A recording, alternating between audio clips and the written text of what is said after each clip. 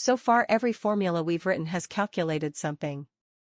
If is different, it lets your sheet make a decision and return different results depending on the data.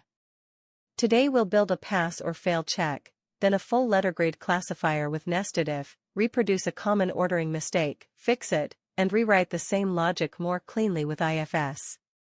We'll finish by combining if with or. Let's clear the demo area and build a labeled table with 8 clean test scores.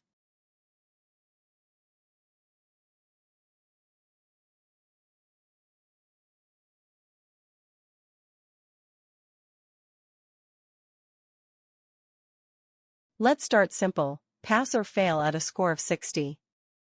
Select U2 and type equals if, then T2 is greater than or equal to 60, pass when true, and fail when false. With T2 at 95, the result is pass. The structure is always the same, a condition first, then what to return if it is true, then what to return if it is false. Now select U2 through U9 and fill the formula down. The references adjust for each row, and the scores 58 and 45 visibly return fail while the others return pass. Now let's grade on a scale, 90 and up is A, 80 and up is B, 70 and up is C, and anything else is F. A common mistake is to check the lowest threshold first. In V2, enter a nested if that checks 70, then 80, then 90. The score is 95, a clear A, but the formula returns C because the first condition is already true and sheet stops there. Fill that formula down and the same flaw appears throughout the column.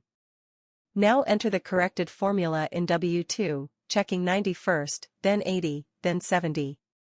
It correctly returns A. Fill it down, and every score now lands in the right grade tier because the most specific, highest threshold is tested first. IFS produces the same grades without nesting one if inside another. In X2, enter IFS with condition and result pairs for 90 and A, 80 and B, 70 and C, followed by true and F as the fallback.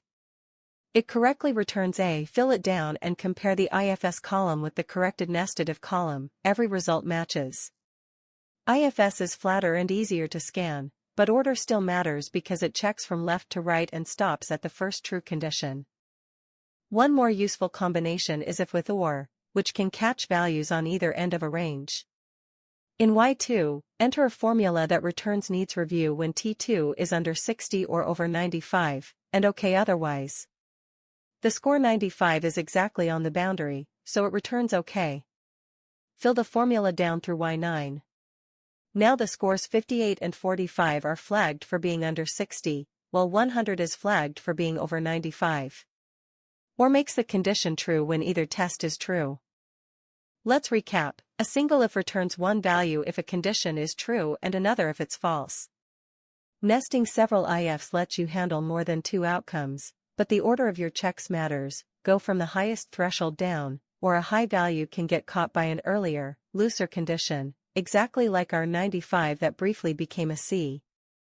IFS expresses that same tiered logic flatter and easier to read, with the same ordering rule still applying.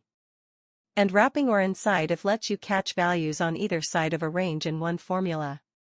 In the next lesson, we move on to looking things up, VLOOKUP versus lookup, and which one you should actually be using.